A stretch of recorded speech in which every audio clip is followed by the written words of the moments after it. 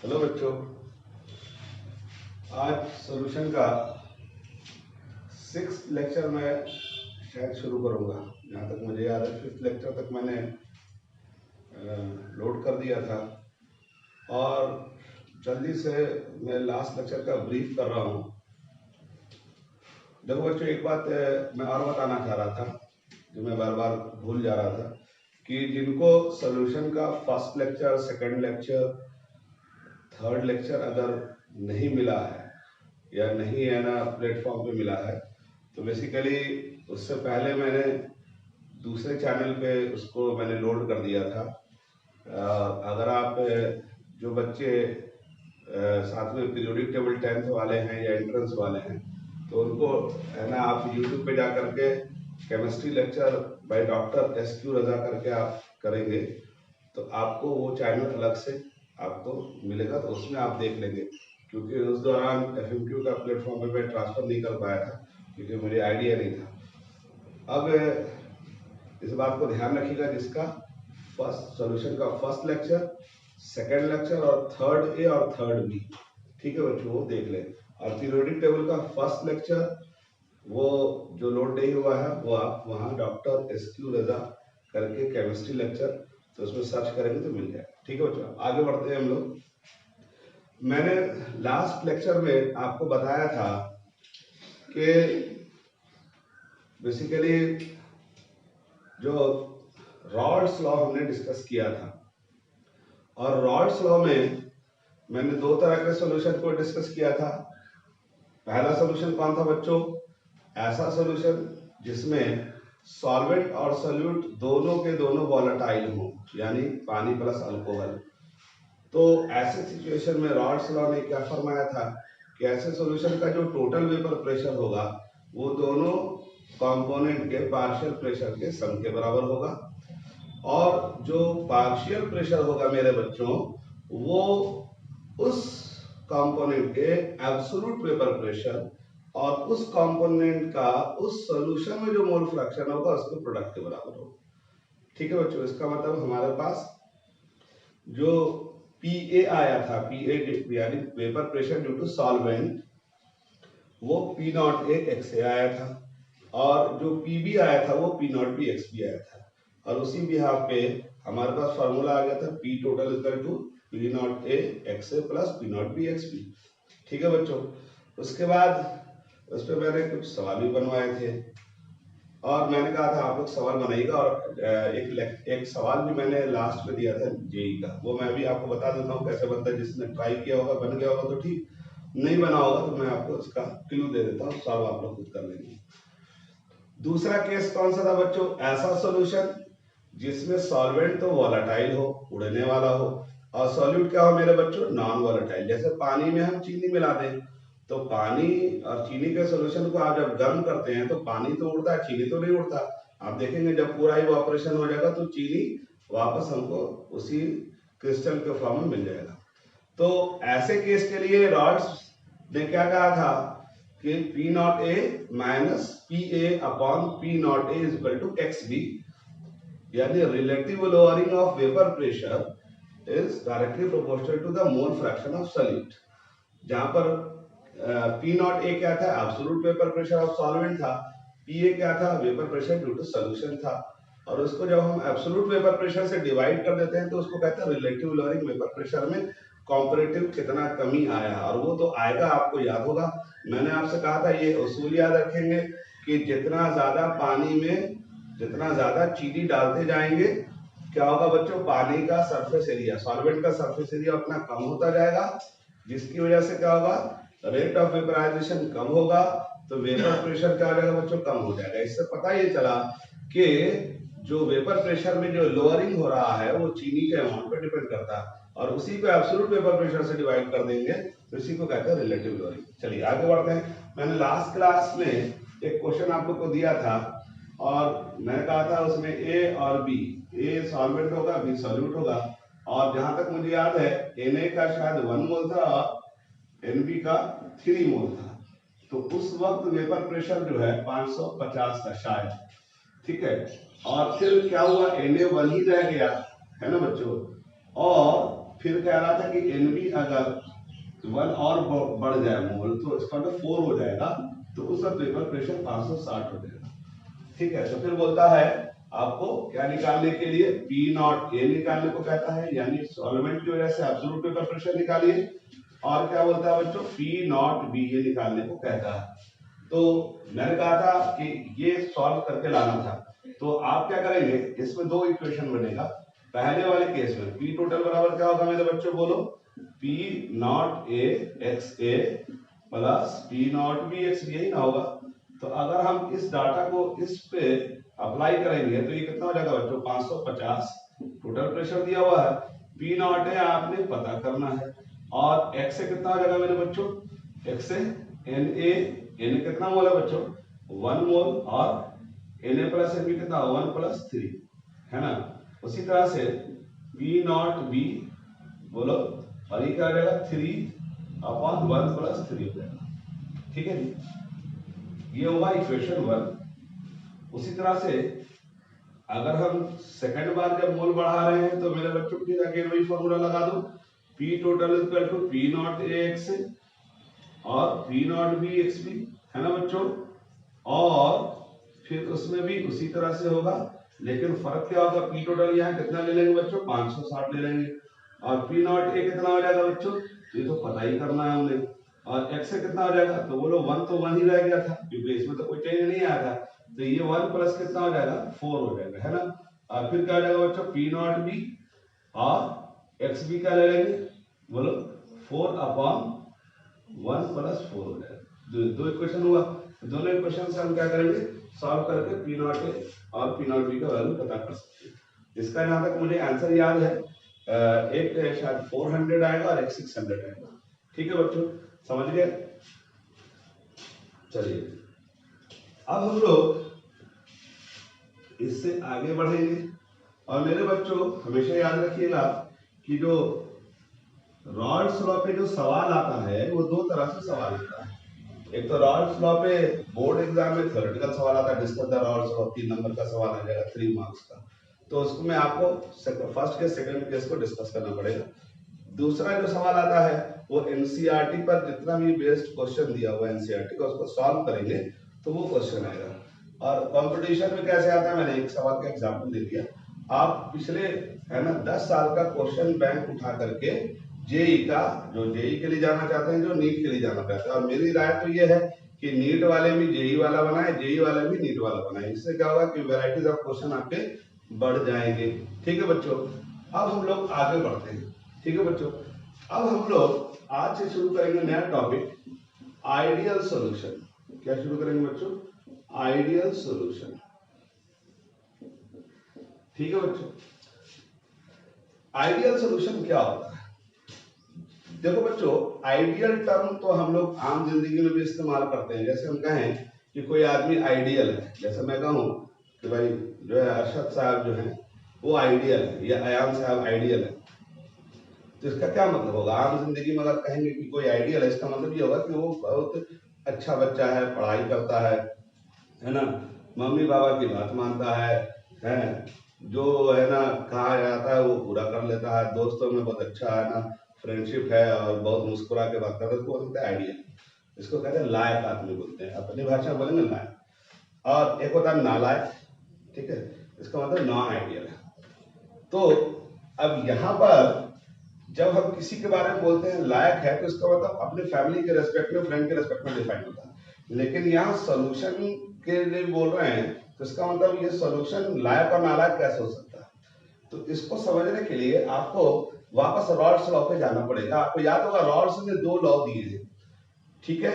एक पहला केस था जिसमें सॉल्वेंट सॉलिड दोनों वोलेटाइल था, दूसरा केस था जिसमें सॉल्वेंट और सॉलिड दोनों वोलेटाइल नहीं था, सिर्फ सॉल्वेंट। तो अब उसी कॉन्सेप्ट को याद रखते हुए आप ये समझ लें कि सॉल्यूशन के जो फादर हैं वो रॉल्स बाबा है। ये फादर क्या, फादर कौन हो गए, रॉल्स। यानी कोई भी सॉल्यूशन अगर कहीं बनता है तो अगर वो सॉल्यूशन रॉल्स लॉ को फॉलो करता है, किसको फॉलो करता है, रॉल्स लॉ को, क्योंकि हमने 2 लॉ पढ़ा दिया है। ठीक है बच्चों, रेस्पेक्टिव सॉल्यूशन रेस्पेक्टिव लॉ को फॉलो करेगा। यानी अगर सॉल्वेंट सॉल्यूट दोनों वोलेटाइल है तो पहले लॉ को फॉलो करेगा, अगर एक वोलेटाइल एक नॉन वोलेटाइल है तो दूसरे लॉ को फॉलो करेगा। तो जो भी सॉल्यूशन मेरे बच्चों रॉल्स लॉ को हर हालत में फॉलो कर जाए, उसके गिवन क्राइटेरिया को अगर फुलफिल कर दे तो हम उसको कहेंगे ideal solution.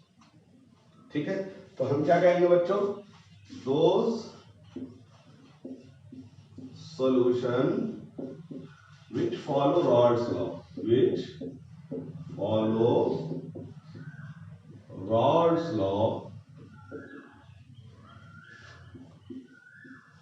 at every concentration in a given set of condition, in a given set of condition. Given set of condition का मतलब क्या होता है बच्चों, मतलब उसमें टेम्परेचर प्रेशर जो पैरामीटर्स है वो कांस्टेंट होने चाहिए। तो कोई भी सॉल्यूशन रॉल्स लॉ जब फॉलो करता है हर कॉन्सेंट्रेशन पे तो उसको कहते हैं क्या, आइडियल सॉल्यूशन कहते हैं। ठीक है, तो is known as ideal solution. क्या कहते हैं बच्चों, आइडियल सॉल्यूशन।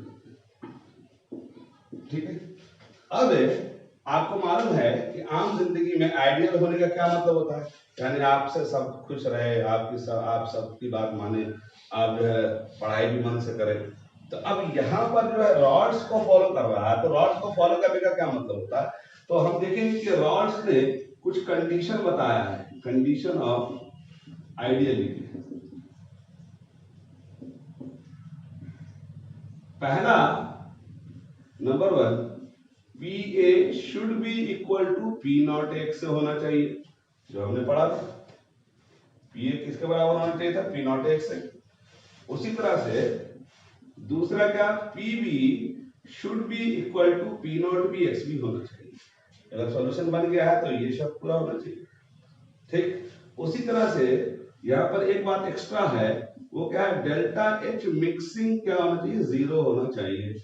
यानी अगर सॉल्वेंट और सॉल्यूट को मिलाएं तो उसमें हीट चेंज नहीं होना चाहिए। क्या बच्चों, हीट चेंज नहीं होना चाहिए, मतलब ना हीट निकले ना हीट लगे।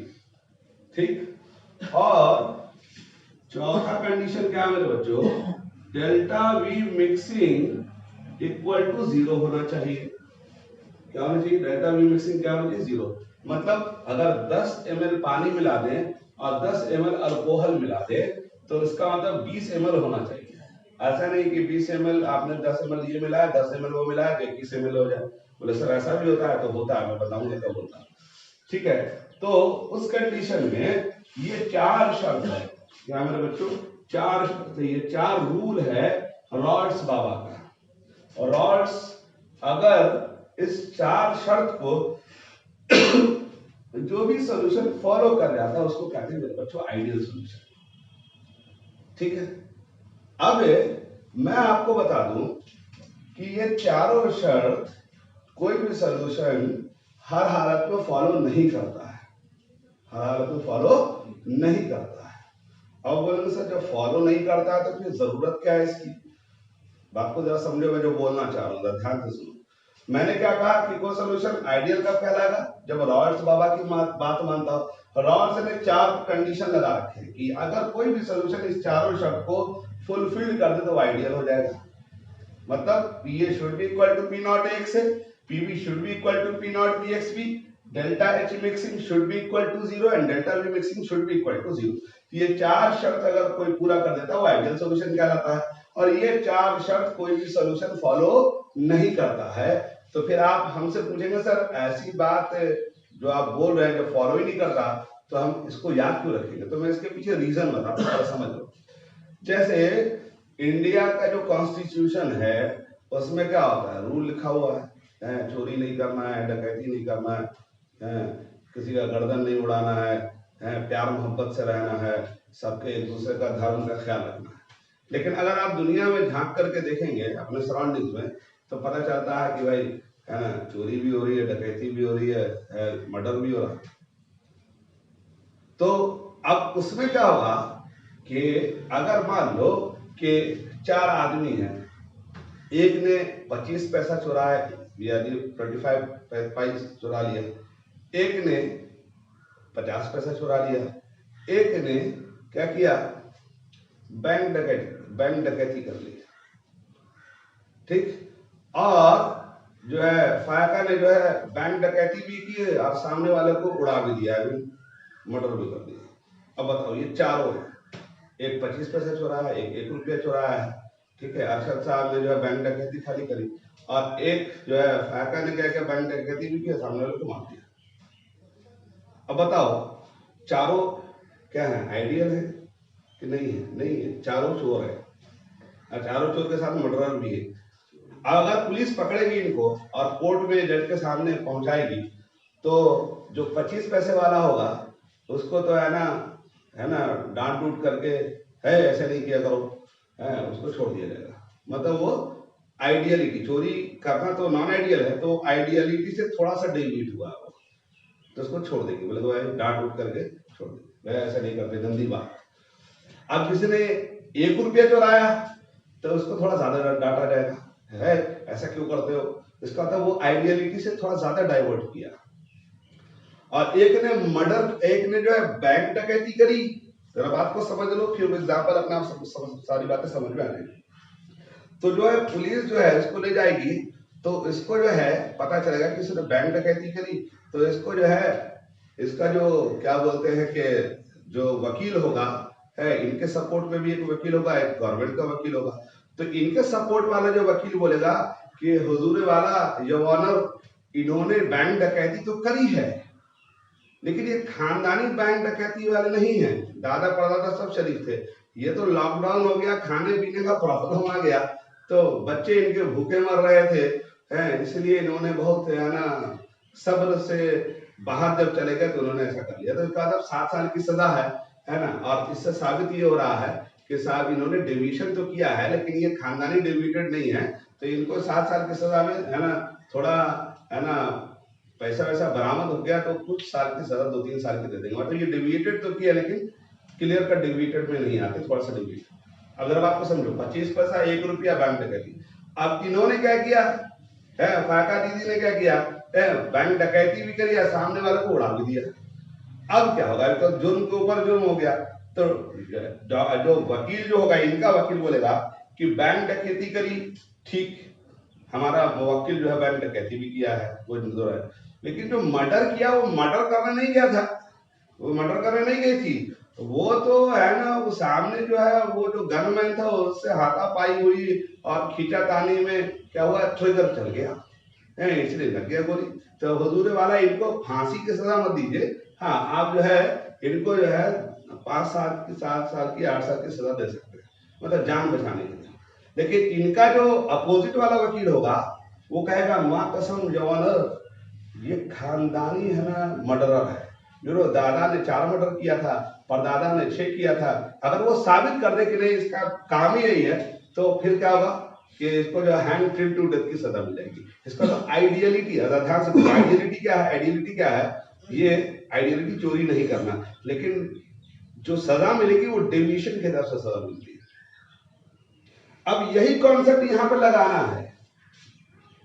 आइडियलिटी मेजर इसलिए नहीं करते कि कोई सॉल्यूशन आइडियल है, बल्कि आइडियलिटी डिफाइन इसलिए किया जाता है मेरे बच्चों, क्योंकि आइडियलिटी के रिस्पेक्ट में नॉन आइडियलिटी का जो डेविएशन है वो मेजर किया जाता है। अब जरा बात को फिर से वापस आओ, सॉल्यूशन कब आइडियल होगा, जो रॉड्स बाबा की बात मानता होगा, यानी रॉड्स लॉ को फॉलो करता होगा, हर कंडीशन में फॉलो करता होगा, हर गिवन सेट पे, तो उसका मतलब वो सॉल्यूशन आइडियल होगा। आइडियल होने के लिए क्या शर्त है, ये 4 जो कंडीशन उसने दिए हैं वो चारों कंडीशन क्या हो, लाइन बाय लाइन क्या हो, सेटिस्फाइड हो जाए, तो वो आइडियल हो जाएगा। अब जरा देखो इधर, ये 4 कंडीशन कब सेटिस्फाइड हो सकते हैं, जरा ध्यान से देखना। this four condition will be satisfied only when अब ध्यान से देखो, ए के बीच फोर्स, अब बोले सर ये ए क्या है, तो ए सॉल्वेंट को ले रहे थे, तो सॉल्वेंट के मॉलिक्यूल के बीच फोर्स तो लग रहा होगा ना, जैसे पानी ले ले तो पानी के बीच हाइड्रोजन बॉन्ड काम कर रहा होगा, और बी के बीच फोर्स, बी का मतलब सॉलिड सॉलिड मॉलिक्यूल, क्योंकि अगर हम अल्कोहल लेते तो उनके बीच भी हाइड्रोजन बॉन्ड काम कर रहा होगा। और जब इनको इसमें मिला दें, यानी सॉल्वेंट को सॉलिड में मिला दें, तो अब किसके बीच फोर्स लगेगा बच्चों? AB, यानी सॉल्वेंट सॉलिड के बीच फोर्स लगेगा। तो अगर ये तीनों फोर्स आपस में बराबर हो जाए, ध्यान से सुनो क्या बोल रहा हूं, जब ये तीनों फोर्स आपस में बराबर हो जाएंगे तो ये चारों शर्त लाइन बाय लाइन फॉलो हो जाएगा और सॉल्यूशन आइडियल हो जाएगा। और मेरे बच्चों ये आप खुद सोचो कि क्या ये तीनों फोर्स आपस में बराबर हो सकते हैं? कभी नहीं हो सकते। अब बोलोगे सर ये कैसे पता चलेगा बराबर होंगे कि नहीं होंगे? तो उसका उसूल बताता हूं। फोर्स तभी बराबर हो सकता है जब मॉलिक्यूल्स का जो मास हो कंपेरेबल हो, यानी करीब करीब में हो, और मॉलिक्यूल्स का पोलैरिटी, ध्यान से सुनो क्या बोल रहा हूं, पोलैरिटी करीब करीब, यानी डाइपोल मोमेंट करीब करीब बराबर हो। तो जब ये डाइपोल मोमेंट और यानी पोलैरिटी और साथ में मॉलिक्यूलर मास मॉलिक्यूलर साइज अगर बराबर होगा तो ये शर्त पूरा हो जाएगा, और ये शर्त पूरा होगा तो ये शर्त पूरा हो जाएगा, और जब ये शर्त पूरा होगा तो सॉल्यूशन क्या हो जाएगा बच्चों? आइडियल हो जाएगा। अब हमको ध्यान से देखो, क्या ये शर्त पूरा कभी हो सकता है?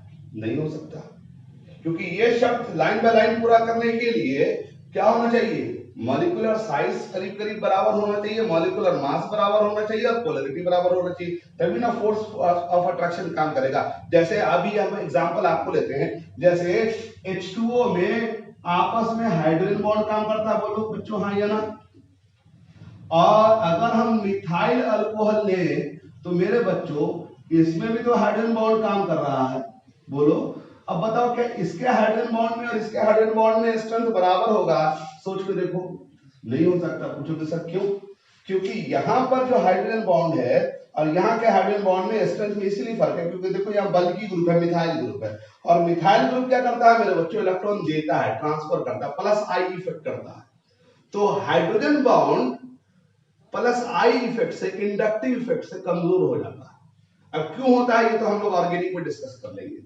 तो यहाँ का जो हाइड्रोजन बॉन्ड का स्ट्रेंथ और यहाँ का हाइड्रोजन बॉन्ड स्ट्रेंथ में फर्क है, क्योंकि मॉलिक्यूलर साइज में फर्क है। ठीक, इसका पोलैरिटी ज्यादा है, इसकी पोलैरिटी कम है। और जब मॉलिक्यूलर साइज में फर्क है, पोलैरिटी में फर्क है, तो इनके बीच जो हाइड्रोजन बॉन्ड लगेगा वो क्या होगा? एज कंपेयर टू इनके और इनके रेस्पेक्ट में क्या होगा? थोड़ा डिफरेंस में आ जाएगा। तो ये शर्त तभी पूरा हो सकता है जब ये चार शर्त पूरा हो। और मैंने क्या कहा कि कोई भी सॉल्यूशन इस चारों शर्त को पूरा करेगा कब? जब ये शर्त पूरा हो। तो जो हो नहीं सकता कभी भी, और जब हो नहीं सकता तो फिर मैंने क्या कहा कि क्यों पढ़ रहे हैं? इसलिए पढ़ रहे हैं मेरे बच्चों क्योंकि आइडियलिटी मेजर करने का मकसद ये नहीं है कि कोई सॉल्यूशन आइडियल ही हो जाएगा। इसका मकसद ये है कि आइडियलिटी के रेस्पेक्ट में नॉन आइडियलिटी मेजर हो जाएगा। अब इस चीज को ग्राफिकल प्रेजेंटेशन में हम ले चलेंगे। किसमें? ग्राफिकल। अब देखो बच्चों, ये ग्राफ जो है काफी इंपॉर्टेंट, इसको समझना है। एक्स से यहां पर 1 ले रहे हैं और एक्स बी क्या होगा? 0, और एक्स बी यहां पर क्या ले रहे हैं? 1, और एक्स से क्या होगा? 0। इसका क्या मतलब होता है? सोच के देखो, एक्स ए 1 का क्या मतलब होता है? यानी प्योर सॉल्वेंट है, क्योंकि x A plus x B किसके बराबर होता है बच्चों? 1 के बराबर होता है। अगर एक्स बी 0 होगा तभी एक्स ए 1 होगा। इसका मतलब उस वक्त सॉल्वेंट क्या 100% प्योर है। तो उस वक्त वेपर प्रेशर क्या होगा बच्चों? पी नॉट ए हो जाएगा। पी नॉट ए क्या था? Absolute vapour pressure. अब एक्स बी 1 हो गया, एक्स ए क्या हो गया मेरे बच्चों? 0। अब इधर देखो, इधर क्या है? इधर क्या है?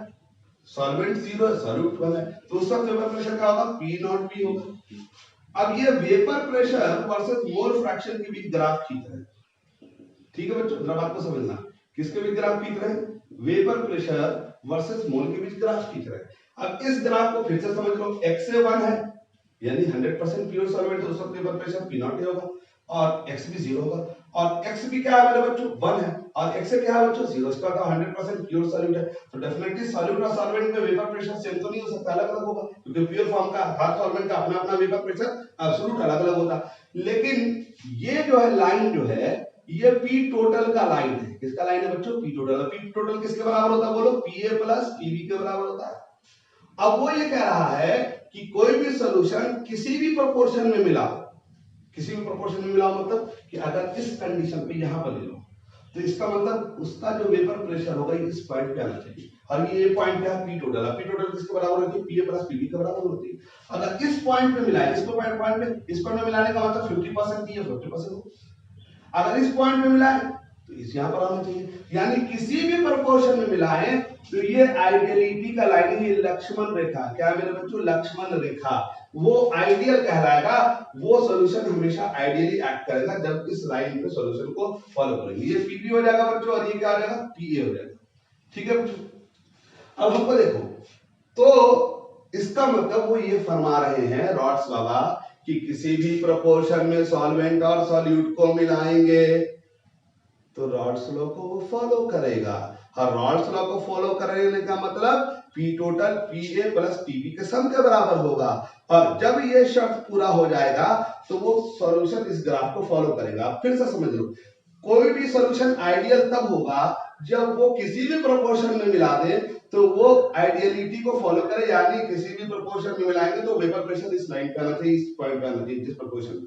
और ये शर्त तब पूरा हो सकता है जब ये वाला शर्त पूरा हो, और ये वाला शर्त पूरा तब हो सकता है जब ये वाला शर्त पूरा हो, जो कभी होगा नहीं, क्योंकि कोई भी सॉल्यूट सॉल्वेंट में फोर्स ऑफ अट्रैक्शन और सॉल्वेंट सॉल्वेंट और सॉल्यूट सॉल्यूट के बीच फोर्स ऑफ अट्रैक्शन कभी भी बराबर नहीं हो सकता। तो इसका मतलब कोई भी सॉल्यूशन आइडियल होगा ही नहीं। मेरे बच्चों ध्यान से सुनो, क्या बोल रहा हूं, कोई भी सॉल्यूशन आइडियल होगा ही नहीं। लेकिन अगर मैं आपसे पूछूं कि 4 आदमी थे, एक ने 25 पैसा चोरी किया, अब एक ने 1 रुपया चोरी किया, एक ने 2 रुपया चोरी किया, एक ने 5 रुपया चोरी किया। अब बताओ हम कहें इसमें सबसे शरीफ आदमी कौन है, तो आप क्या बोलेंगे, जिसने 25 पैसे चोरी किया। इसका तो वो शरीफ की कैटेगरी में। क्यों शरीफ की कैटेगरी में है, क्योंकि वो आइडियलिटी से स्लाइट डेविएट किया। तो अगर आपसे कभी पूछ दे, 4 ऑप्शन दे दे कि भाई पहचानो इसमें कौन सा सॉल्यूशन आइडियल है, तो सबसे पहले मन में ये विचार आएगा कि सर आइडियल तो कोई होता ही नहीं है। लेकिन अगर हम कहें कि 25 पैसा 50 पैसा 1 रुपया 5 रुपया चोरी करने वाले में शरीफ आदमी कौन है, तो आप क्या बोलोगे, बोलोगे सर 25 पैसे वाला, क्योंकि उसने डिविजन तो किया लेकिन स्लाइट डिविजन। बात समझ आ रही, जैसे किसी ने खाने की चोरी की, तो खाने की चोरी की तो उसको, उसका जैसे आप जानते हैं गल्फ कंट्री में चोरी पे हाथ काट दिया था, लेकिन जो खाने की चोरी करता है उस पे हाथ नहीं काटते। क्यों, क्योंकि वहां जो कंडीशन है वो डिविजन को डिविजन में काउंट नहीं किया जाता। तो यही कॉन्सेप्ट यहां पे लगाना है। अब आपको वापस केमिस्ट्री में अगर पूछेगा बताओ कौन सा सॉल्यूशन आइडियल है, तो इसका एग्जांपल हम लोग समझ सकते हैं कि आइडियलिटी तब हो सकती है जब मॉलिक्यूलर साइज करीब करीब सेम होता है, ध्यान से देखो, और मॉलिक्यूलर मास करीब करीब सेम हो, पोलैरिटी, तो ये नियरली आइडियल हो जाएगा। आइडियल तो नहीं होगा, नियरली आइडियल हो जाएगा, यानी इसमें मॉलिक्यूलर साइज करीब करीब बराबर है और इसमें पोलैरिटी भी करीब करीब बराबर। उसी तरह से बच्चों अगर मिथाइल क्लोराइड और मिथाइल ब्रोमाइड को मिला दो तो वो भी नियरली आइडियल हो जाएगा। इसका मॉलिक्यूलर साइज बराबर हो गया करीब करीब और पोलैरिटी करीब करीब बराबर होगा। ठीक है बच्चों, तो वो सॉल्यूशन क्या कहलाएगा, आइडियल सॉल्यूशन कहलाएगा। ठीक है, बात समझ में आ गई। ठीक, अब मैं इसको मिटा रहा हूं। अब देखो बच्चों, आपके एग्जाम में क्या आएगा, आपके एग्जाम में आएगा, बोर्ड एग्जाम में मैं बता दूं पहले, बोलेगा what do you mean by ideal solution. Ideal solution से आप क्या समझते हो, यानी आइडियल सॉल्यूशन क्या है, तो आप क्या बोलोगे कि ऐसा सॉल्यूशन जो रॉड्स लॉ को हर कंसंट्रेशन पे फुलफिल करे। फिर आपको क्या करना पड़ेगा, ग्राफ ड्रॉ करना पड़ेगा, फिर क्राइटेरिया लिखना पड़ेगा, और फिर क्या लिखना पड़ेगा, कंडीशन। तो ये तीनों बात आपको लिखनी पड़ेगी। ये 3 मार्क्स का सवाल होगा। ठीक है, अगर 1 नंबर का आएगा तो आप सिंपल कहेंगे आइडियल सॉल्यूशन, ग्राफ बना देंगे और मोटी मोटी बात आप लिख देंगे। ठीक है, कंपटीशन में कैसे आएगा सवाल, 4 ऑप्शन दे देगा, बोलेगा पहचान कौन आइडियल, तो हम बोलेंगे सर ये हम याद कैसे करेंगे, तो याद नहीं करना होता, वो मॉलिक्यूलर साइज को देख के अंदाजा लगा लेते हैं। ऐसा क्वेश्चन आता है, आप देख लीजिए नीट में जेईई में आता। ठीक है बच्चों, अब जो है जिसको आइडियलिटी का मतलब समझ में आ गया, तो हमने क्या बोला बच्चों, आइडियलिटी का मतलब ये नहीं है कि सॉल्यूशन 100% आइडियल होगा। आइडियलिटी मेजर करने का मकसद क्या होता है बच्चों, आइडियलिटी के रेस्पेक्ट में नॉन आइडियलिटी डिफाइन हो जाती है। ठीक है, बात समझ में आ गई। अब आइए नॉन आइडियल सॉल्यूशन। अब एक चीज मैं और बता दूं उससे पहले कि if solution is very dilute, then solution will be ideal. Solution will be क्या होगा बच्चों? Ideal. अब इसका मतलब नहीं समझ में आया होगा। जैसे मान लो 0.1 मोलर है शुगर सोल्यूशन, 0.01 मोलर है शुगर सोल्यूशन, 0.001 मोलर है, ठीक है, और कहे 0.0001 मोलर है, बोले क्या बताओ ये सब शुगर सोल्यूशन, ठीक है जी। अब बोलेगा आइडियल कौन है, तो आप याद रखिए जिसका कॉन्सेंट्रेशन सबसे कम होगा वो आइडियल हो जाएगा। क्यों सोचो, क्योंकि अगर सॉल्यूशन में कॉन्सेंट्रेशन कम है इसका मतलब चीनी का अमाउंट बहुत ही कम है, तो इसका मतलब चीनी का अमाउंट जब बहुत कम होगा तो हम उसके फोर्स ऑफ अट्रैक्शन को नेग्लेक्ट कर देते हैं। जैसे फॉर एग्जांपल अगर आप है ना 50,000 लीटर पानी में एक चीनी का क्रिस्टल डाल दीजिए, सॉल्यूशन बना कि नहीं बना? बोलिए बन गया। लेकिन वो जो चीनी का अमाउंट है वो टोटल वॉल्यूम के रिस्पेक्ट में क्या है, सॉल्यूशन के वॉल्यूम के रिस्पेक्ट में निग्लिजिबल है। तो ऐसे कंडीशन में क्या हो जाएगा बच्चों, उस कंडीशन में हम लोग सॉलिड के बीच फोर्स ऑफ अट्रैक्शन को क्या कर देते हैं, नेग्लेक्ट कर देते हैं। मतलब हम ये मान के चलते हैं कि वो सॉल्यूशन आइडियल हो जाएगा। ये बात ध्यान रखिएगा। जैसे आपको 4 ऑप्शन दे देगा, बोलेगा पहचान कौन सॉल्यूशन आइडियल है, तो आप क्या बोलेंगे, जिसका कॉन्सेंट्रेशन सबसे कम होगा वो सॉल्यूशन क्या होगा बच्चों, आइडियल हो जाएगा। ठीक है बच्चों। अब आइए हम बात करेंगे नॉन आइडियल सॉल्यूशन की। अब नॉन आइडियल सॉल्यूशन क्या होता है, ध्यान से देखो। अब इसमें आप लोग इंटेलिजेंट आदमी हो, मुझे मालूम है कि थोड़ा सा बात को एक तरफ को कांस्टेंट कर लो माइंड में। आइडियल क्या होता है ये बता दिया मैंने चैप्टर। अब बताओ मैं कहूं नॉन आइडियल सॉल्यूशन क्या होगा, तो जिसको आइडियलिटी पता है इसका मतलब वो नॉन आइडियलिटी को भी समझ सकता है। इसका मतलब नालायक हो गया, तो नालायक होने का मतलब नॉन आइडियल सॉल्यूशन का मतलब क्या हो गया, दो सॉल्यूशन, बोलो दो solution which do not follow Raoult's law, बोलो हाँ या ना, which do not follow Raoult's law at every concentration।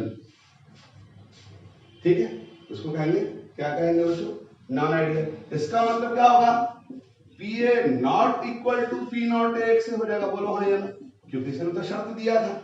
दूसरा क्या होगा मेरे बच्चों, P B not equal to P naught B X भी होगा, बोलो हाँ या ना। उसी तरह से delta H mixing not equal to 0 होगा, नॉन आइडियल है। इसका मतलब डेल्टा बी मिक्सिंग क्या होगा मेरे बच्चों, बोलो नॉट इक्वल टू 0। इसका तो ये चारों शर्त क्या होगा, फेल हो गया, यानी वो सॉल्यूशन नॉन आइडियल हो जाएगा।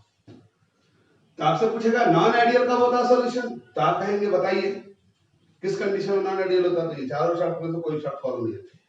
ठीक है बच्चों। तो आपको जब नीट का क्वेश्चन उठा के देखोगे तो उसमें 4 ऑप्शन दिया रहेगा, बोले बताओ इसमें से है ना कौन सी बात गलत है या कौन सी बात सही है, बोले आइडियल सॉल्यूशन फॉलोज। अब उसमें 3 ऑप्शन सही दे देगा, एक ऑप्शन गलत दे देगा। आप उठा के देख लो 10 साल का क्वेश्चन बैंक, ठीक है, जेई का क्वेश्चन बैंक उसमें मिल जाएगा इस तरह का सवाल। ठीक है जी। अब आइए, जब कोई सॉल्यूशन नॉन आइडियल है इसका मतलब नालायक है। क्या बच्चों, नालायक सॉल्यूशन है, मतलब राउल्ट बाबा की बात वो नहीं मान रहा है। अब बताओ नालायक जो होता है, जैसे मैं किसी के बारे में कहूं नालायक आदमी है, तो नालायक भी 2 तरह का होता है। जैसे फॉर एग्जांपल एक नालायक होता है कि पापा बहुत शरीफ आदमी हैं, बहुत जो है नमाज पढ़ते हैं और बहुत जो है पूजा करते हैं, अब बेटा है ना कट्टा लेके घूम रहा है, बंदूक लेके घूम रहा है, तो क्या हो गया, इसका तो नालायक हो गया। अब वो जो नालायक है उसको कहेंगे पॉजिटिव डेविएटेड नालायक, मतलब ओवर स्मार्ट हो गया लड़का। मतलब अगर वो शरीफ बनेगा जिंदगी में कभी भी, तो क्योंकि क्रिमिनल कौन बनता है, जिसका दिमाग चलता है, अगर वो कभी भी शरीफ बनेगा तो अपनी जिंदगी में वो काम आसानी से कर सकेगा। ठीक है, उसको कहते हैं ओवर स्मार्ट हो गया। और एक होता है मेंटली जो है कमजोर बच्चा होता है, नालायक है। अम्मा ने कहा जा बेटा चीनी ले आ, ले आ चायपत्ती। अम्मा ने कहा ले आ आलू, तो ले आ प्याज। तो इसका मतलब क्या होता है, जो मंद बुद्धि लोग होते हैं उसको कहते हैं निगेटिव, जिसको हम लोग डफर बोलते हैं। तो वो क्या हो गया, तो ओवर स्मार्ट हो गया पॉजिटिव, और ओवर जो है ना बिलो स्टैंडर्ड में चला गया वो निगेटिव हो गया। यही कॉन्सेप्ट यहाँ पे लगाना है। जो नॉन आइडियल सोल्यूशन होता है वो दो तरह का आता है, it is are of two type. कितने बच्चों, कितने तरह का होता है ये, दो तरह का। पहला होता है पॉजिटिव डेविएटेड, ठीक है बच्चों, और दूसरा क्या होता है मेरे बच्चों, निगेटिव डेविएटेड, ठीक है। तो ये दो तरह का होता है। अब हम बात करेंगे पॉजिटिव डेविएटेड की। अब बताओ पॉजिटिव डेविएटेड सॉल्यूशन किसे कहेंगे, दोस solution which show positive deviation from Rod's law, positive deviation from Rod's law, यानी रॉड्स लॉ के कंडीशन से वो पॉजिटिव जाता है। मतलब ये हुआ कि P A greater than P not x हो जाएगा, बोलो हाँ या ना, क्योंकि वो तो बराबर कह रहे थे ना, तो बराबर कह रहे थे इसका मतलब कि वो बराबर नहीं है, पॉजिटिव डेविएटेड इसका तो बड़ा हो जाएगा, बोलो। उसी तरह मेरे बच्चों पी बी क्या होगा मेरे बच्चों, greater than P naught B X भी होगा, बोलो हाँ या ना, बोलो। उसी तरह से मेरे लाल, मेरे जिगर के छिलको, delta H mixing greater than 0 हो जाएगा कि नहीं हो जाएगा। उसी तरह से मेरे बच्चों डेल्टा वी मिक्सिंग क्या हो जाएगा, ग्रेटर देन 0 हो जाएगा, यानी सब कुछ बड़ा, तभी तो पॉजिटिव डेविएशन है। अब इसका मतलब ध्यान से देखो, ये बड़ा होगा इसका पॉजिटिव डेविएटेड है, और जब बड़ा होगा इसका मतलब क्या होगा, हमको देखना है। बड़ा होने का मतलब पॉजिटिव डेविएशन है। इसका मतलब ये हुआ कि जो हमारा जो आइडियलिटी का ग्राफ, याद करो आइडियलिटी का ग्राफ क्या था भाई, बोलो बोलो मेरे बच्चों, ग्राफ तो ये था आइडियलिटी का, ठीक। यहां पर क्या था बोलो, एक्स ए 1 है और एक्स बी क्या है मेरे बच्चों 0, एक्स बी क्या है मोरे लाल 1, एक्स ए क्या है 0, ये क्या है मेरे बच्चों पी नॉट बी, और ये क्या है पी नॉट ए, ये था आइडियलिटी, और ये क्या था मेरे बच्चों पी टोटल, ये आइडियलिटी का था। ये किसके बीच ग्राफ था, vapour pressure versus mole fraction, बोलो हाँ या ना। लेकिन जब पॉजिटिव डेविएटेड है इसका मतलब कि वो एक्सपेक्टेशन से क्या होगा, सारा जो लक्ष्मण रेखा उसको ऊपर भाग, इसके ऊपर चला जाएगा, यानी कि हमारा जो ग्राफ होगा वो ऐसा हो जाएगा, यानी आना चाहिए था तो ऐसे, देखो पॉजिटिव डेविएशन में चला गया, आना चाहिए था ऐसे, लेकिन वो पॉजिटिव डेविएशन में गया, यानी ग्रेटर हो गया ना। ये क्या था मेरे बच्चों पी बी था, ये क्या था पी ए था, और ये क्या होगा मेरे बच्चों, ये देखो ग्राफ ऊपर चला गया, इसका आना चाहिए थी इस लाइन पे, आ गया इसके ऊपर लाइन पे, यानी ऊपर की तरफ आना, यानी एक्सपेक्टेशन से वेपर प्रेशर क्या हो गया, ज्यादा हो गया। ध्यान से देखो क्या हो रहा, आइडियलिटी से ऊपर की तरफ भाग रहा। अब एक सवाल आएगा कि सर ज्यादा कैसे हो गया, तो मैंने क्या कहा था कि ए के बीच फोर्स बराबर किसके होना चाहिए, बीबी के बीच होना चाहिए था ना, बोलो किसके लिए, आइडियल के लिए, और AB के बीच फोर्स, ये तीनों आपस में बराबर होगा तभी ना आइडियल होगा। लेकिन यहाँ पर AA और BB के बीच फोर्स तो बराबर होगा ही नहीं, क्योंकि दोनों जब नेगेटिव जब डेविएटेड है तो इसका मतलब बराबर तो हो ही नहीं सकता, तभी तो वो डेविएटेड है। अब वो चाहे पॉजिटिव हो या नेगेटिव हो, तो डेविएटेड इसका मतलब that will not equal to, both are not equal. अब इसका मतलब है कि इन दोनों का जो फोर्स होगा, इन सॉल्वेंट और सॉल्यूट के बीच जो फोर्स लगेगा उससे ज्यादा होगा, यानी कि जब सॉल्वेंट के बीच फोर्स और सॉल्यूट के बीच फोर्स तो बराबर नहीं है, और जब सॉल्वेंट ने सॉल्यूट को मिलाया तो वो पहले से जो फोर्स था, जो अपने ओरिजिनल स्टेट में जो फोर्स लग रहा था, अब जब सॉल्वेंट सॉल्यूट के बीच फोर्स लगा मेरे बच्चों तो वो कमजोर हो गया, यानी पहले से वीक फोर्स काम कर रहा।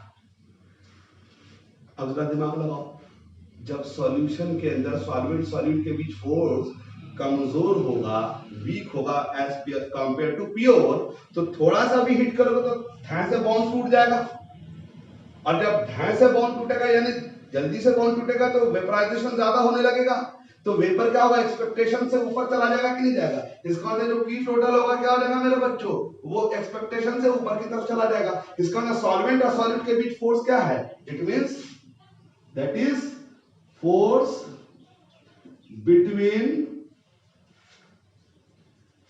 solvent and solute molecules are less than pure component।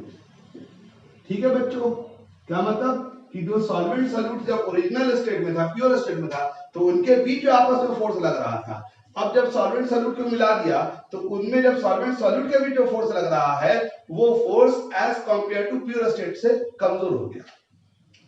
अब एक सवाल फिर आपके मन में आएगा कि सर ये कैसे पता चलेगा कमजोर हो गया कि मजबूत हो गया, हम तो ऐसे ये गोबड़ लोग हैं, समझ में कम आता है।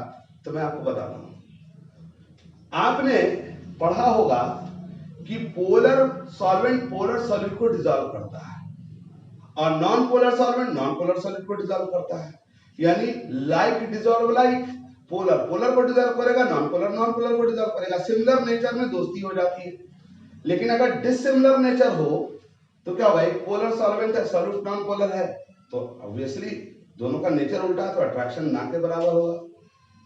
अगर सॉल्वेंट पोलर है, सॉल्यूट नॉन पोलर है, या सॉल्वेंट है ना नॉन पोलर है, सॉल्यूट पोलर है, तो फिर अट्रैक्शन नहीं होगा। तो इसका मतलब इस बात को हम लोग या तो रट भी सकते हैं या अगर थोड़ा सा लॉजिक होगा तो हम इसको समझ सकते हैं। यानी कि सॉल्वेंट सॉल्यूट के बीच जो फोर्स तभी स्ट्रांग हो सकता है जब दोनों या तो पोलर हो या दोनों नॉन पोलर हो। अब क्योंकि ये कौन सा डेविएशन में चल रहा है बच्चों, पॉजिटिव डेविएशन। पॉजिटिव डेविएशन का क्या मतलब, वेपर ज्यादा बना है, वेपर ज्यादा बना है तभी ना प्रेशर ज्यादा है, और वेपर ज्यादा कब बनेगा, जब इवापोरेशन ज्यादा होगा। और इवापोरेशन कब होगा मेरे बच्चों ज्यादा, जब सॉल्वेंट और सॉल्यूट के बीच फोर्स क्या हो, कमजोर होगा। अब इसको एग्जांपल से समझ लेते हैं। जैसे मान लो कि अजीम साहब और आकिब साहब दो स्टूडेंट हैं। अब दोनों रूम पार्टनर हैं। एक पढ़ने वाले हैं, एकदम आईआईटी का एकदम खतरनाक प्लानिंग की मां कसम मेरे को आईआईटी निकालना, और हमारे अरशद भाई जो हैं वो जो है शाहरुख खान के फैन है, ऐश्वर्या राय के फैन है। अब बताओ क्या होगा, दोस्ती टिकेगी क्या, ऑब्वियसली नहीं। या तो वो भाग जाएगा, बोलेगा भैया ये पढ़ने वाला नहीं है, या वो भाग जाएगा ये बहुत पढ़ने वाला, नेचर उल्टा हो गया तो क्या होगा, ध्यान से सेपरेट हो जाएगा। या फिर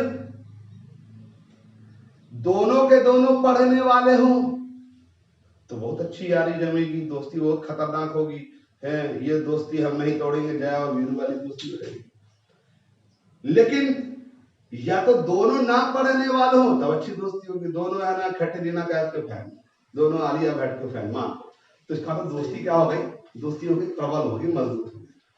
अब यहां पर ध्यान देखो, ध्यान से देखो, वेपर क्या बना है ज्यादा, तो वेपर ज्यादा बनने का मतलब प्रेशर ज्यादा होगा। वेपर कब ज्यादा बनेगा, जब सॉल्वेंट सॉल्यूट के बीच फोर्स क्या हो, कमजोर हो। सॉल्वेंट सॉल्यूट के बीच फोर्स कब कमजोर होगा, जब एक सॉल्वेंट जो पोलर हो और सॉल्यूट नॉन पोलर हो। तो हम कैसे समझेंगे, बोलेंगे सर हम तो पोलर नॉन पोलर भी नहीं पहचान पाते हैं सर, और आप बोलेंगे सर ये भी है।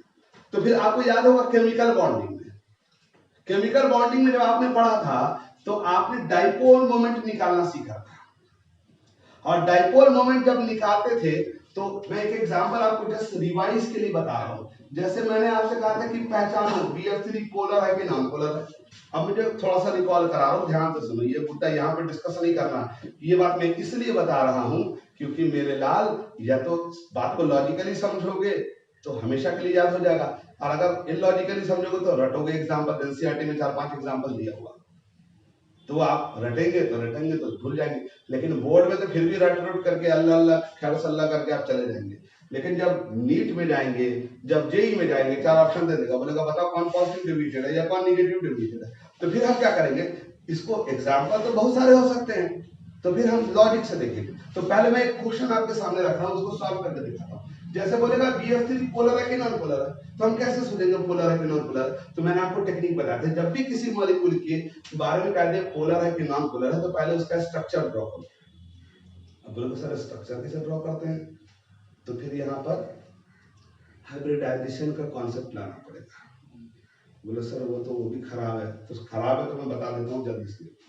आपको याद होगा हाइब्रिडाइजेशन निकालने का क्या तरीका बताया था, बोलो लोन पेयर और बॉन्ड पेयर को जोड़ देते थे तो हाइब्रिडाइजेशन निकल जाता था, है? अब देखो बोरॉन कौन से ग्रुप में है? 13 ग्रुप में, बैगन, आलू, गाजर, इथेनॉल। वैलेंस इलेक्ट्रॉन कितना होगा मेरे बच्चों? 3। बॉन्ड कितना बना रहा है? 3, तो बॉन्ड पेयर तो 3 हो गया। अब लोन पेयर बचा क्या? सन्नाटा, कुछ नहीं है, क्योंकि लोन पेयर तब होगा ना जब वैलेंस इलेक्ट्रॉन में से इलेक्ट्रॉन बच जाए बॉन्ड बनाने के बाद। तो बताओ लोन पेयर और बॉन्ड पेयर मिला के क्या हो गया? 3 + 0 3। तो 3 का मतलब क्या होता है? sp2 होता है, बोलवा या ना? अगर 4 होता तो sp3 होता, 5 होता तो sp3। याद आ रहा? ये बचपन की बात है, हमने 11 में पढ़ा। ये इसलिए बता रहा हूं क्योंकि इसको रटने की जरूरत ना पड़े, ये टॉपिक यहां डिस्कस नहीं करना। अब बताओ जब आपको मालूम हो गया मेरे लाल ये sp2 है, तो डेफिनेटली sp2 का ज्योमेट्री क्या होगा? Trigonal planar. याद आया मेरे लाल? तो अब इसका स्ट्रक्चर आप ऐसे बना दोगे, क्योंकि स्ट्रक्चर अपने मन से थोड़ी ना बना सकते, मां कसम जो मन किया बना दिया। अब देखो ये हो गया 120 120 120। अब इसका पोलरिटी देखो, अब इसका डायपोल मोमेंट चेक करो। बोरोन और फ्लोरीन में ज्यादा इलेक्ट्रोनेगेटिव कौन है? फ्लोरीन। तो बताओ बॉन्डेड इलेक्ट्रॉन को कौन खींचेगा? फ्लोरीन अपनी तरफ खींचेगा। इसका मतलब इसका डायपोल डायपोल क्यों बोला? क्योंकि ये नेगेटिव पोलर है क्या मेरे बच्चों? Positive polar. तो इसका डायपोल मोमेंट का डायरेक्शन ये होगा। अब बताओ इस डायपोल मोमेंट का डायरेक्शन ये होगा, इस डायपोल मोमेंट का डायरेक्शन ये होगा। ये तीनों वेक्टर 3 दिशा में चल रहा है और 120 डिग्री पे है। तो आपको याद होगा कि वेक्टर सम अगर तीनों वेक्टर सेम मैग्नीट्यूड का है और अगर 120 डिग्री पे 0 हो जाता है, क्यों होता है आप ये भी समझ लो। क्योंकि ये वाला वेक्टर का जो कंपनसेशन होता है, न्यूट्रलाइजेशन होता है, वो कैसे होता है? तो इन दोनों का रिजल्टेंट वेक्टर इधर जाएगा, तो ये रिजल्टेंट वेक्टर से ये कैंसिल हो जाएगा। उसी तरह इन दोनों का रिजल्टेंट वेक्टर इधर जाएगा तो ये कैंसिल हो जाएगा, इन दोनों का रिजल्टेंट वेक्टर इधर जाएगा तो ये कैंसिल हो जाएगा। इसका मतलब म्याओ इसका 0 हुआ। म्याओ मतलब डायपोल मोमेंट, म्यू। मैं म्याओ मजाक में बोल रहा हूं, अब कहेंगे नॉन पोलर है। उसी तरह अगर डायपोल मोमेंट 0 ना हो तो कहेंगे पोलर है। इतना तो समझते हैं। और मैंने क्या कहा, या तो रट लो। पॉजिटिव डेविएटेड का मतलब क्या हुआ? सॉल्वेंट और सॉल्यूट में मोहब्बत कम है। मोहब्बत कम क्यों है? क्योंकि दोनों का नेचर उल्टा है, एक पोलर एक नॉन पोलर है। तो अब आप बोलेंगे सर ये तो हम समझ गए कि साहब पोलर नॉन पोलर कैसे पहचानते हैं, ठीक। लेकिन मैं आपको बता दूं कि इसको एग्जाम्पल से, क्योंकि मैं सारा एग्जाम्पल नहीं लिखूंगा क्योंकि लेक्चर्स में इतना लंबा लंबा एग्जाम्पल्स लिखने की जगह हम 1-2 एग्जाम्पल आपको करके दिखाते हैं। जैसे बेंजीन और प्लस एसीटोन, ये पॉजिटिव डेविएटेड का एग्जांपल दिखाओ। अब बताओ ये पॉजिटिव डेविएटेड होगा कि नेगेटिव डेविएटेड होगा? तो आप बोलेंगे सर हम तो नहीं जानते कैसे होगा। तो मैंने कहा टेक्निक अपनाओ, इसका म्याओ 0 है कि नहीं है। अब बोलोगे सर ये कैसे पता चला? तो मैं बताता हूँ। देखो 6 तरफ हाइड्रोजन है कि नहीं है? बोलो यार, तो बोलो यार। और जब 6 तरफ हाइड्रोजन है तो इसका सारा रिजल्टेंट वेक्टर एक दूसरे से कैंसिल हो रहा, इसका म्याओ 0 है। अब बताओ ये क्या है? sp2 हाइब्रिडाइजेशन में चल रहा, कैसे मालूम? 1 2 3 4। अब सर पाई बॉन्ड को तो काउंट नहीं करते हैं क्योंकि हाइब्रिडाइजेशन में कभी भी पाई बॉन्ड को काउंट नहीं करते। तो sp2 हाइब्रिडाइजेशन है, तो sp2 हाइब्रिडाइजेशन उसका नेट डायपोल मोमेंट इधर की तरफ जाएगा। इसका मतलब इसका एक्चुअल स्ट्रक्चर ऐसा होगा। बोलो ये इलेक्ट्रॉन सप्लाई कर रहा होगा क्योंकि प्लस आई इफेक्ट है, तो रिजल्टेंट वेक्टर को जाएगा, इसका मतलब म्याओ इसका ग्रेटर देन 0 होगा, ये नहीं पोलर होगा। अब ये नॉन पोलर, ये पोलर, इस बार नेचर उल्टा हो गया। नेचर उल्टा हो गया तो पॉजिटिव डेविएटेड। उसी तरह से वाटर प्लस इथाइल अल्कोहल, ये भी क्या पॉजिटिव डेविएशन में आता है।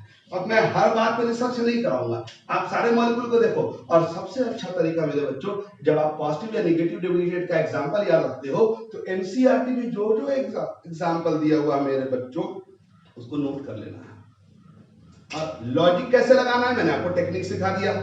पोलर नॉन पोलर पहचानना, अगर पोलर नॉन पोलर नहीं पहचानते हो तो जाओ 11th क्लास का कॉपी उल्टा के देखो, उसमें हाइब्रिडाइजेशन निकालना सिखाया था और फिर उसमें डायपोल मोमेंट निकालना सिखाया था, वो आपको देखना पड़ेगा। मैंने जस्ट एक्स्ट्रा बात में यहां बता दी। तो अब आइए, तो पॉजिटिव डेविएटेड सॉल्यूशन करना समझ में आ गया बच्चों। तो ये 2 एग्जांपल आपको याद रखने हैं, ठीक। बाकी एनसीईआरटी में बहुत सारे एग्जांपल दिए हुए हैं, वो 4-5 एग्जांपल आपको नोट डाउन करने होंगे जब आप नोट्स बनाएं। मैं बार बार कह रहा हूं कि जब मेरा लेक्चर सुने आप वीडियो पे तो आप साथ साथ कॉपी पेन लिख के रखें, इससे नोट्स भी बन जाएगा। और फिर उसमें बीच बीच में थोड़ा थोड़ा जगह छोड़ के रखें, क्योंकि मैं आपको क्लू बताऊंगा और बीच बीच में थोड़ा थोड़ा क्वेश्चन आप है ना लगाने के लिए जगह छोड़ दे।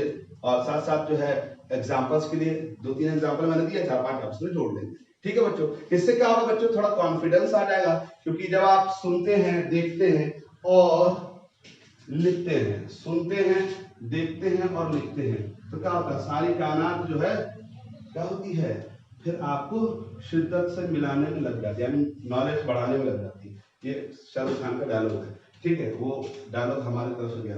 अगला देखो, आइडियल पॉजिटिव डेविएटेड समझ में आ गया मेरे बच्चों।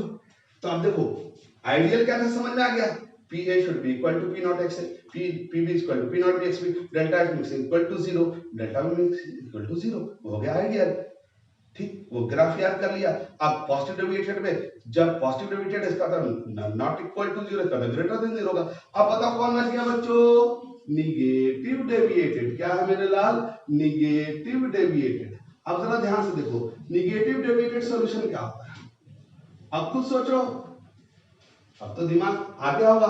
इसका मतलब PA क्या होगा, less than P not x, positive में तो ग्रेटर देन हो गया था। अब बताओ क्या होगा मेरे बच्चों, PB less than P naught B x, बोलो हाँ या ना, और delta H mixing less than क्या होगा 0, और delta V mixing less than क्या होगा 0। ठीक है, अब ध्यान से देखो, आपने इसको एग्जांपल से मैं पहले समझा देता हूं, एक चीज समझ लो।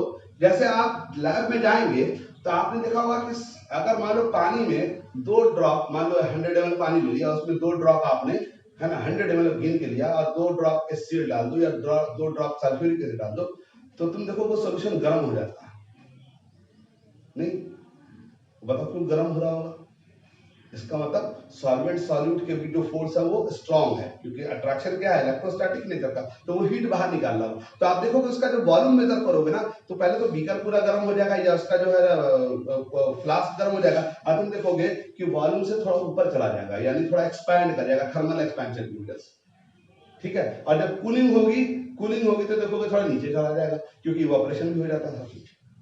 तो इसका मतलब वो पॉजिटिव, वो क्या है, पहले पॉजिटिव डेविएशन में गया और फिर कूलिंग हो गई तो इवेपोरेशन भी हो गया। अब देखोगे कि पानी में ग्लूकोज डाल के देखना, गर्मी का मौसम आ रहा है, ग्लूकोज डाल के देखना, तो देखोगे कि जो शीशे का अगर मान लो आपके पास ग्लास है तो या स्टील का ग्लास है, देखोगे उस चारों तरफ ठंडा हो जाता है, कूलिंग हो जाता है उसमें।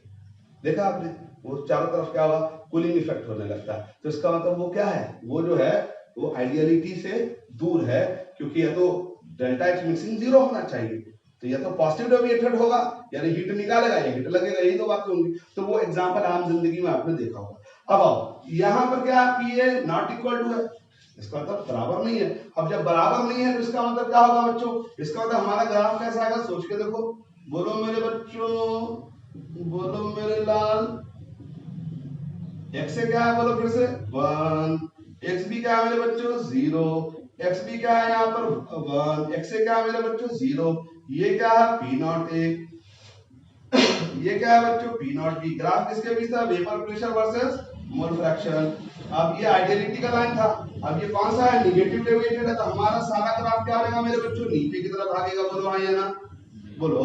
तो ये क्या रहेगा PB और ये क्या रहेगा PA, और ये क्या रहेगा, ये ग्राफ भी नीचे की तरफ भागा, इसका मतलब आइडियलिटी से नीचे भागा, इसका मतलब P टोटल क्या हो जाएगा, किसके बराबर होगा, PA प्लस PB। तो ये ग्राफ पे ये नीचे की तरफ भाग गया, यानी ग्राफ आना चाहिए था ऊपर, ये डॉटेड लाइन का मतलब था, होना चाहिए था, लेकिन एक्चुअली में ये है, इसका ये मतलब होता। अब बताओ ऐसा क्यों हुआ होगा, इसका मतलब सॉल्वेंट सॉल्वेंट मॉलिक्यूल के बीच फोर्स और सॉल्यूट सॉल्यूट मॉलिक्यूल के बीच फोर्स बराबर तो नहीं होगा, क्योंकि नॉन आइडियल है, बोलो। अब जब इन दोनों के बीच फोर्स लगा, तो अब क्योंकि यहां पर ध्यान से देखो वेपर कम बन रहा है, तभी ना प्रेशर कम हुआ, तो वेपर कम बनेगा जब ए बी यानी ए और बी के बीच फोर्स ज्यादा मजबूत हो जाए। बोले मां कसम मैं उड़ूंगा नहीं, क्योंकि स्ट्रांग फोर्स लग रहा है, तो इसका मतलब वेपराइजेशन क्या होगा, कम होगा। इसका मतलब ग्राफ नीचे चला, इसका मतलब ए बी के बीच फोर्स क्या होगा मेरे बच्चों, वो स्ट्रांग होगा, यानी कि फोर्स ऑफ अट्रैक्शन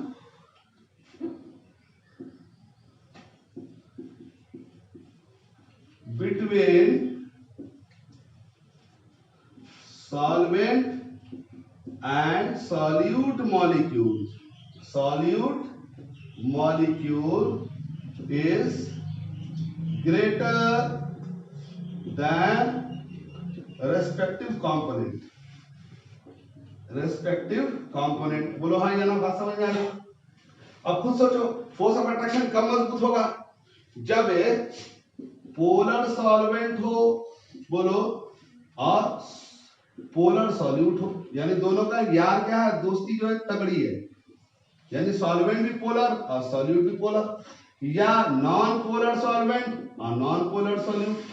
तो उस हालत में क्या हो जाएगा मेरे बच्चों, वो क्या हो जाएगा, निगेटिव डेविएशन होगा। अब इसका उल्टा हालत किसमें था, पॉजिटिव डेविएशन में। और वहां पर वेपर कम बना था क्योंकि अट्रैक्शन कमजोर था, तो वहां सॉरी वेपर वहां ज्यादा बना था तो अट्रैक्शन कमजोर था, तो इसका मतलब वहां नॉन पोलर नहीं होगा, बल्कि सॉल्वेंट पोलर होगा तो सॉल्यूट नॉन पोलर होगा, नॉन पोलर सॉल्यूट होगा तो सॉल्वेंट पोलर हो जाएगा। अब यहाँ पर क्या है, उल्टा हो जाएगा, दोनों या तो पोलर होगा या दोनों नॉन पोलर होंगे। अभी जैसे एग्जांपल में अगर आप देखना चाहते हैं बच्चों, जैसे नाइट्रिक एसिड HNO3 है और उसको पानी में मिला दो, बोलो हाँ या ना, बोलो, तो उसमें दोनों स्ट्रांगली पोलर है। उसी तरह से सल्फ्यूरिक एसिड को पानी में मिला दो, दोनों पोलर है। तो आप एग्जांपल आप देख सकते हैं, आपके बुक में बहुत सारे एग्जांपल दिए होंगे, वो एग्जांपल एक जगह नोट कर लें, 4-5 एग्जांपल दिए हुए। मैं एग्जांपल लिखने के लिए इसलिए मैंने नहीं जोर देता हूं क्योंकि एग्जांपल तो अनलिमिटेड हो सकता है, तो आप इसी को रटने के बजाय एनसीईआरटी वाले एग्जांपल को रटेंगे, या तो रटेंगे या लॉजिक से समझेंगे तो याद हो जाएगा। बात समझ में आ रही है? क्लियर? तो ideal solution non ideal solution क्या होता है मेरे बच्चों, समझ में आ गया?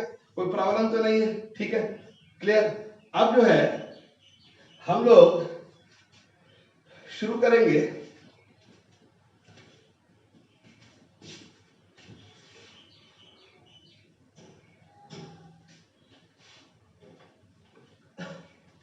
नेक्स्ट क्लास में एजियोट्रॉपिक मिक्सचर। बच्चों इस पे सवाल बना के आइएगा आप लोग। Next class we will continue with the same topic, ठीक है?